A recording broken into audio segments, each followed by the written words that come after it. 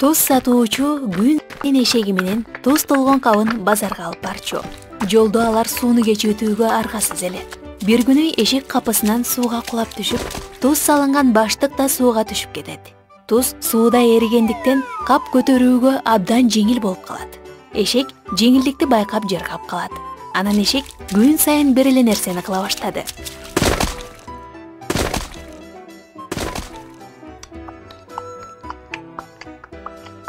Туз сатуучу эшектин айла-амалын түшүнүп, ага сабак иретинде бир нерсе кылууну чечти.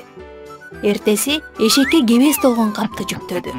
Кебес толгон кап жеңилирээк болуп калат деген үмүт менен эшек дагы баягы ишин кылды. Бирок нымдалган кебезди көтөрүү оор болуп, абдан кыйналды. Бул ага сабак болуп калды. Андан кийин ал куулук кылбай, жана сатуучу да кубанып калды.